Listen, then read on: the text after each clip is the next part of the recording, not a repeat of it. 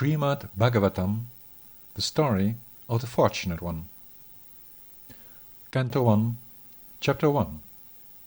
Questions by the Sages. Let there be the salutation of the original appearance of him, Vasudeva, the Fortunate One, from whom, being present here and in the beyond, for the purpose of recollection and full independence, the Vedic knowledge was imparted in the heart of the first created being, Lord Brahma.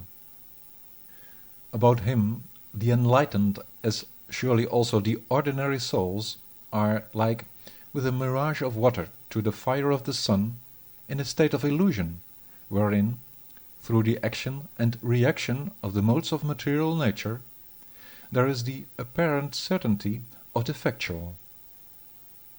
I meditate upon him who is always self-sufficient, the transcendental, supreme and absolute truth, and the negation free from illusion. In this book, deceitful religiosity of ulterior motives is rejected. One finds in it the highest that can be comprehended by selfless, truth-loving people.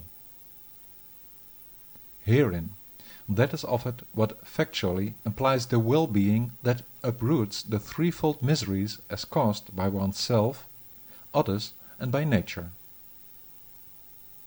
What would be the need of other stories when one finds in this book the beautiful story of the Fortunate One that was compiled by the great sage Vyasadeva, which, with the help of the pious ones who are diligently of service, forthwith establishes the controller in the heart.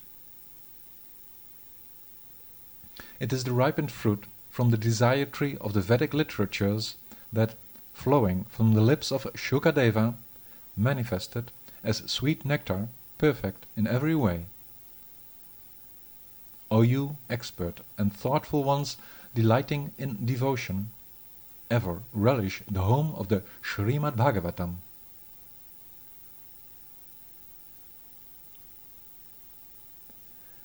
In the forest of Naimisharanya, a spot favored by Vishnu, sages, headed by the sage Shaunaka, performed a 1000-year sacrifice for the Lord of Heaven and the devotees on earth. One morning, burning the sacrificial fire, the sages asked with due respect Srila Sutta Goswami, who was offered a seat of honor, the following. You, free from all vice as you are, and familiar with the stories and historical records, are said to be well versed in the religious scriptures that you explained as well. As the eldest of the scholars of the Vedas, you know Vyasadeva, the Lord among them, and Sutta. You know also the other ones well versed in physical and metaphysical knowledge. Pure and simple-natured, you, because of their grace, are well informed concerning all the matters in question. Spiritual masters, after all, will confide to a submissive disciple all the secrets they know. Being blessed, therefore, with a long life, please tell us in simple terms from your heart of goodness what you could ascertain to be the absolute and ultimate good that all people deserve. In general, O Honorable One, the people in this age of Kali are lazy, misguided, unlucky, and above all, disturbed. There are many scriptures with as many prescribed duties that each separately demand attention. Therefore, O sage, tell us, for the good of all living beings, what, to the best of your knowledge, would be the essence that satisfies the soul. You are blessed, Sutta, because you know the purpose for which the Supreme One, the protector of the devotees, appeared in the womb of Devaki as the son of Vasudeva. Please, Sutta, you should, according to the tradition, tell us who are aching for it about his incarnation for the good and upliftment of all living beings.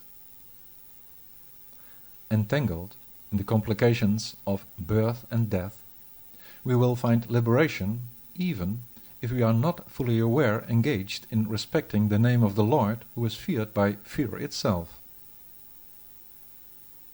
O Sutta, those who have taken shelter of the lotus feet of the great sages who are absorbed in devotion immediately find purification by simply associating with them, whereas such purification with the water of the Ganges is only achieved when one cultivates it.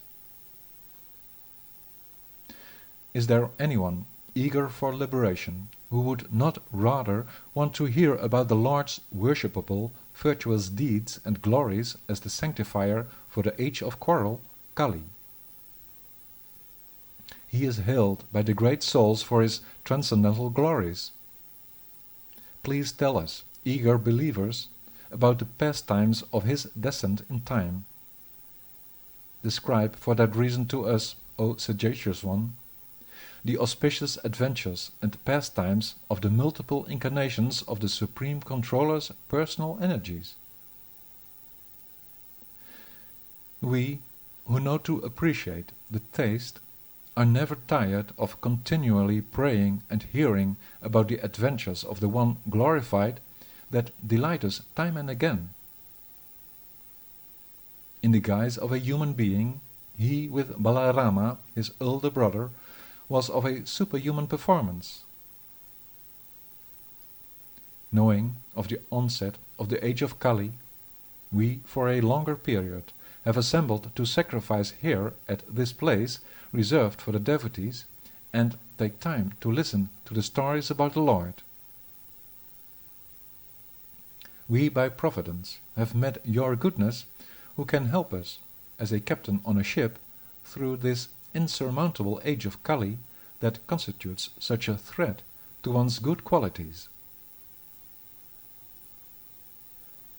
Please tell us to whom we should turn to take shelter now the Lord of Yoga, Sri Krishna, who is the absolute truth and the protector of the religion, has left for his abode.